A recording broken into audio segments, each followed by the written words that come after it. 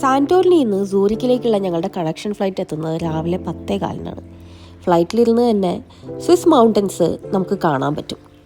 എയർപോർട്ടിൻ്റെ പുറത്ത് Holiday Inn Express ഹോട്ടലിലേക്കുള്ള ഷട്ടിൽ ബസ് ഓരോ അരമണിക്കൂർ കൂടുമ്പോഴും ഉണ്ട്.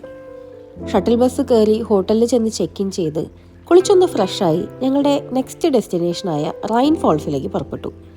SBBൻ്റെ ഒരു ആപ്പും സ്വിസ് ഹാഫ് പാസും ഉണ്ടായിരുന്നതുകൊണ്ട് സ്വിറ്റ്സർലാൻഡിലെ ഞങ്ങളുടെ പബ്ലിക് ട്രാൻസ്പോർട്ടേഷൻ ഭയങ്കര ഈസി ആയിരുന്നു.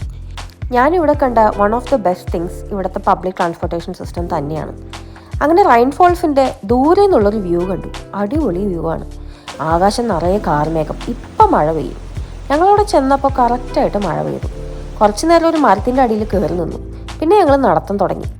റൈൻ റിവറിന് ചുറ്റുമുള്ള സൈഡ് വാക്കിലൂടെയുള്ള നടത്തം അത് നല്ല രസമുള്ളതായിരുന്നു. വെള്ളത്തിൽ കളിക്കുന്ന കുറച്ച് അരയന്നങ്ങളും പ്രകൃതിയും കാറ്റും നല്ല ക്ലൈമറ്റും. കുട്ടികൾക്ക് കളിക്കാൻ അവിടെ ഒരു പാർക്കും ഉണ്ടായിരുന്നു. കിയോസ്ക് മെഷീനിൽ നിന്ന് ബോട്ടിൽ കയറാനുള്ള ടിക്കറ്റ് എടുത്തു. ബ്ലൂ ബോട്ടിലാണ് ഞങ്ങൾ കയറിയത്. ബ്ലൂ ബോട്ടാണ് വാട്ടർഫോളിൻ്റെ ഏറ്റവും അടുത്തേക്ക് ചെല്ലുന്നത്. വേറെയും കളറുള്ള ബോട്ടുകൾ അവിടെയുണ്ട്. വെള്ളച്ചാട്ടത്തിൻ്റെ അടുത്തേക്ക് ചെല്ലും തോറും ഭയങ്കര ശക്തിയായി കാറ്റും മുഖത്തേക്ക് വെള്ളവും ചീറ്റുന്നുണ്ടായിരുന്നു. ഒരു ചെറിയ അഡ്വഞ്ചറസ് ട്രിപ്പ്. ഇവിടുത്തെ കാഴ്ചകളെല്ലാം കണ്ടു കഴിഞ്ഞു. ഇനി ഞങ്ങൾക്ക് സൂറിക്കിലേക്ക് മടങ്ങണം. ഇന്ന് അവിടെയാണ് താമസം.